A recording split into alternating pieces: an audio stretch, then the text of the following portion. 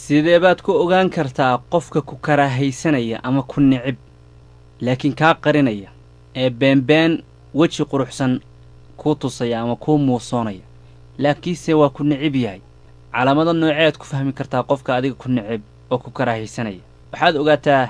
intaan noloshaad nooshahay qof ku naca ama ku karaahaysta inaada waayayn sidaa darteed baa shaacir hore ama gabyaa hore wuxuu yidhi xitaa haddaad isku daydid inaad ku noolaatid buur cidla ah dhexdeed keligaa waxaa jira dad adag ka badbaadayn oo dhahaya warkaas doqonkaa maxaa ku khasbay halkaa inuu ku noolaado fa kayfa haddaad dadka soo dhex gashid bulshada ah imise qofaa ku mucaaradaysa wax kaa sheegaysa laakiin waxaa la rabaa qofku inuu hilmaamo oo is-hilmaansiiyo waxyaalahaasoo dhan le'anna waxay tusaale u tahay mar haddii lagu mucaaraday ama dad ay ku nicib yihiin dadka inaa uga guulaysatay nolosha dhinacyadeeda kala duwan qofka ku nicib see ku fahmi kartaa calaamado dhowra ayaan ku ogaan karnaa insaanka abuuristiisa wuxuu jecel yahay waxyaala inuu la imaado waxyaalahaasoo bulshada dhexdeeda inuu kaga muuqdo uu jecel yahay uuna ku guulaysto insaanka abuuristiisu waa sidaas insaanku wuxuu ku dadaalaa in badan inay dadku jeclaadaan oo ay dadku ammaanaan oo ay dadku taageeraan ayaa qofka bini'aadanka dabcigiisuba iska jecel yahayba laakiin waxaa naadir ah ama aad iyo aad u yar in arrintaasi u xaqiiqoodo oo dadkao dhan ay ku jeclaadaan oo ku taageeraan waa wax aan suurtagal ahayn ama naadir ah si kastoo qofku iskugu dayo arrintaas waxaa lagaba maarmaan ah inay jiraan dad asaga karaahaysanaya oo guushiisa ama wanaaggiisa ka soo horjeeda inay jiraan taasi waa lagaba maarmaan waa noloshu siday u dhigan tahay waa inuu qofku helaa dad aan jeclayn oo isku dayay inay hoos u dhigaan mar hadduu doonayo qofku inuu bulshada ka soo dhex baxo waxaan ogaanaynaa dhowr calaamadood oo aad ku fahmi kartid qofka ku nicib saaxiibbada kuu muujinaya jacaylka laakiin sida hoose iyo gudaha nacayb kugu qarinaya ayaad ku ogaan kartaa calaamadahan laba wajiilayaasha ama kuwa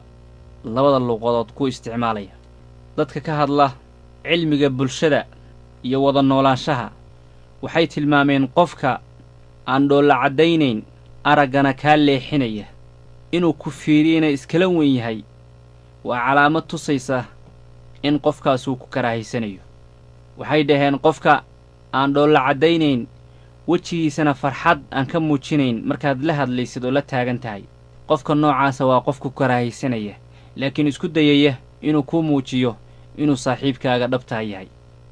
macnaheeduna ma ahan hal maalin inuu kugu xumaaday oo keliya ee arrintaasi waxay u noqotayba dhaqan joogto ah oo mar walba sidaasuu kugula dhaqmaya waa qof aad kuu nicib way qofkaas laakiin wuu isku dayaya inuu ku jecel yahay inuu kuu muujiyo been ah qofku hadduu kuu beddelo cafin aad siisay hadduu u beddelayo ciqaab ama si kale mar walba yacni hadalkii kuu dabagedinaya wuxuu isku dayayaa wanaag kastoo kaa soo baxaa inuu xumaan u beddelo qofka noocaasa waa qof ku nicib wey oo ku karaahaysanaya daqiiqadaha yar ee kula hadlaya ama kula taagan yaha waxay ku yihiin sannado tusaalaha kale qofka dhib baa idin dhex maray ama waa iskhilaafteen waad cafisay waad iska cafisay oo waad iska saamaxday farxad iyo heshiis baad tustay asaga arrintaa wuxuu u beddelayaa farxad la'aan iyo dhoolla caddayn la'aan joogto ah haye buu iska leeyay bas intaasuu ku kaaftoomaya oo ma doonaya sidaad ku qaabishay inuu kugu soo qaabilo wejigiisa dhanba wuxuu ka murxinayaa oo ka bixinayaa farxadda dhammaanteed taasi waxay tusaysaa ama tilmaan u tahay inuu qofkan xambaarsan yahay dareemayaal ku dhisan nacayb oo adiga ku nicib yahay hadduu rabo yuusu ku caddaynba taas qofka ku nicib ee ku karaahaysanaya laakiin arrinta aan kuu muujinayn waxaad ku dareemi kartaa inuu ku nicib yahay oo uu ku qoonsanayo markuu kula macaamiloonayo kula dhaqmayo wuxuu kuula dhaqmayaa sidii qof aan jirin oo kale oo meesha aan jooginba waa ismashquulinayaa waxyaalo basiid oo aad u liita ayuu isku mashquulinayaa meel kale ayuu ku xidhan yahay adiga dhanba kuuma jeedaba inaad jirtid iyo inaad joogtid iyo inaad maqan taha waa iskugu mid waa qof ku karaahaysanaya walowaa kuu muujiya hadduu raba xagga saaxiibnimo wanaagsan tusaaloo kale adiga iyo asagaa isla joogay iyo asxaab kale oo meesha waa lagu badan yahay markuu inuu ku karaahaysanaya waxaad ku fahmaysaa inuu iskaa dhaadhaafiyo oo asxaabta kale uu la hadlayo loo qoslaya laakiin adiga markay kugu imaato waa isbeddelaya inaad meesha joogto asxaabta ka mid tahay iyo dadka farfadhiya meesha wuu iska mashquulinayaa maba ogama inaad meesha joogtid dadka meesha fadhiya waxaa laga yaabaa inay iska waraysanayaan oo ka hadlayaan arrimo gooni ah marka arrimaha ka wada hadlayaan asagu wuu la qoslayaa wuu la farxayaa wuuna kala sheekaysanaya arrimahaas laakiin adiga arrinku khuseeya markay imaato wuxuu doonama ha noqdee wax muhiimada oo gooniya siin mayo sheekadiisii hore uu sii watayna wuu sii dhammaystiranayaa wuxuuna iska dhigayaa sidii inuusa ku maqal oo kale wuu iska dhaafinaya ama aada jooginba meesha marka calaamadahaas haddaad ku aragtid gabar yahay wiil noocaas kuula dhaqmaya waa mid ku necib ama ku karaahaysanaya ama aan ku qiimaynayn calaamadaha lagu garto qofka ku necib ee ku karaahaysanaya waxaa weeye ee ku qoonsanaya inuu kugula dhaqmo waxyaalo kookooban oo u kasay su'aal baa weydiinaysaa si yaro kooban buu kaaga jawaabayaa oo adigu aadan la cajabin ama jawaabtii aad filaysid kuma siinayo wixii oo dhan wuu kuu soo kokoobaya wixii oo dhan wuu kuu soo gaagaabinaya wakhtiguu kula joogo waa soo gaabinaya asagoo dhan baa kaa sii cararaya ka'annaa waxaa moodaa qof adigu aad lagu hahaysid oo aad soo jiidaysid asaguna kaa sii cararayo usluubka noocaas wuu kula dhaqmayaa qofka ku necib laakiin mararka qaarkood wuxuu iska dhigayaa inuu ku jecel yahay ayuu afka ka sheegaya laakiin uurka wuxuu kugu qarinayaa nacayb laakiin calaamadahana soo saaraya oo ku tusaya inuu ku necib yahay qofkaas ama uu ku qoonsanayo ama uu ku karaahayanayo marka ma geliya waxyaalaha hoose aad doonaysid inaad weydiisid